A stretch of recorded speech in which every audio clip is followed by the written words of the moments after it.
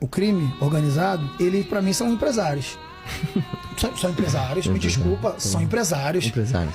Qual a diferença? Investidores, empreendedores. Qual a diferença do Marcinho, do Marcola, do Peixão, do Beiramar, pro dono da Ginomoto? Eu vou te falar a diferença, irmão. Vamos falar a diferença? Vamos falar a Sabe o diferença. que é o bosta do Elias Maluco? Sabe o bosta que se ovaciona nas tuas músicas? Sabe quem é esse bosta? Quem? Esse bosta foi um cara que pegou um jornalista negro, pegou um cigarro e furou o olho dele.